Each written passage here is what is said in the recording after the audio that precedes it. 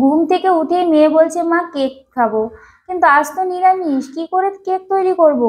মেয়ের বায়না কেক তৈরি করে দিতেই হবে।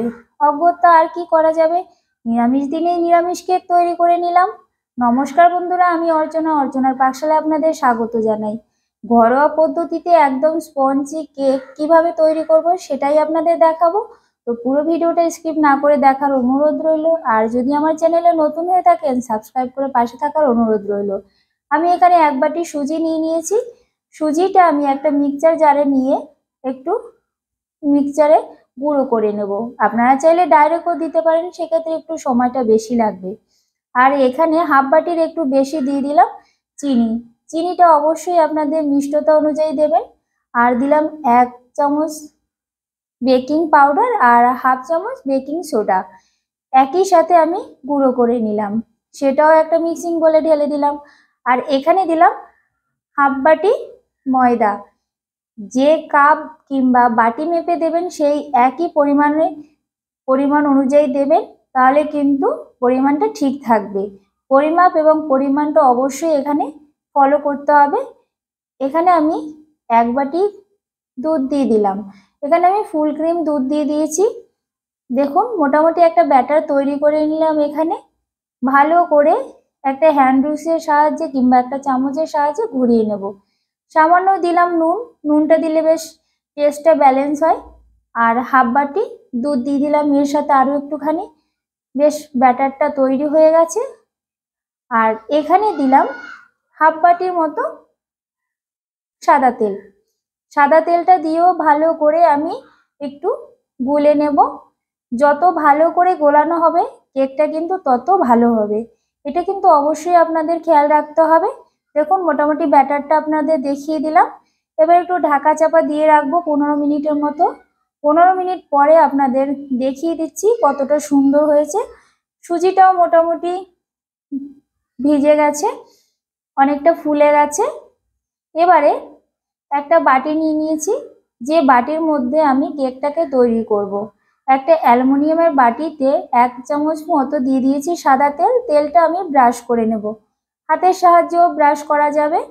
এবারে একটা দেখুন সাদা কাগজ আমি এইভাবে ভাঁজ করে একদম গোল করে আমি কেটে নিয়েছি। আপনারা এখানে বাটার পেপারও ব্যবহার করতে পারবেন। আর যদি আপনাদের কাছে এরকম বাটির বদলে কেক টিন থাকে তাহলে সেটাও করতে পারেন। এবারে ওই যে কাগজটা নিয়েছি সেই কাগজের ওপরেও এরকম কিন্তু আমি এই তেলটা লাগিয়ে নেব। এর ফলে কেকটা কিন্তু খুব সহজেই উঠে যাবে বা মোল্ড হয়ে যাবে। এবারে আরও একটু ব্যাটারটাকে ঘুরিয়ে নিয়ে ব্যাটারটাকে আমি ঢেলে দেব।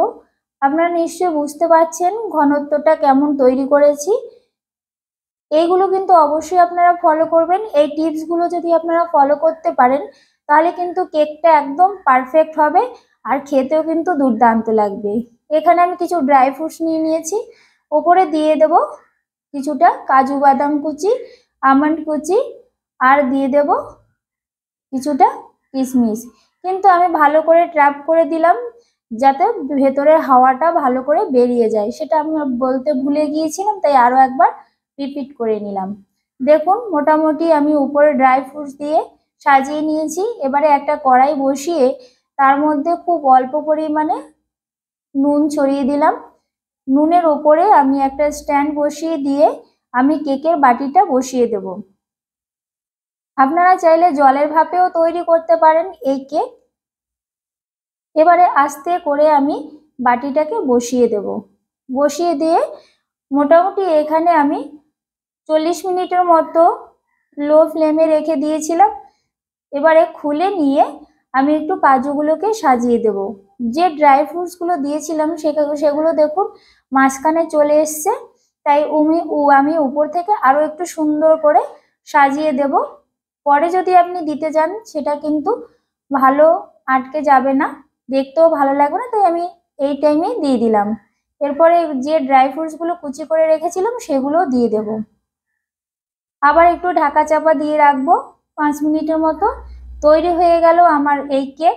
কিন্তু আমি একবার দেখে নেব কেকটা ঠিকঠাক তৈরি হয়েছে কিনা। একটা টুথপিকের সাহায্যে দেখে নিলাম, একদম ফ্রেশভাবে চলে এসছে।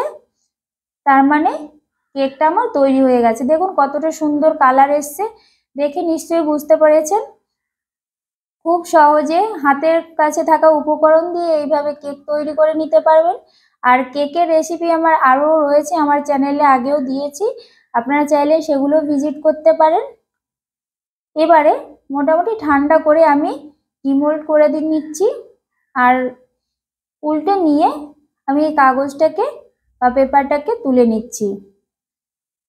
দেখুন বন্ধুরা কতটা সুন্দর হয়েছে কেকটা। ধন্যবাদ বন্ধুরা, পাশে থাকবেন নিত্য নতুন ভিডিও পাওয়ার জন্য আমার চ্যানেলে। এরপরে আপনাদের একটু দেখুন, আমি কেটে দেখিয়ে দিচ্ছি কতটা স্পঞ্জি হয়েছে। পাশে থাকুন নিত্য নতুন ভিডিও পাওয়ার জন্য। ধন্যবাদ।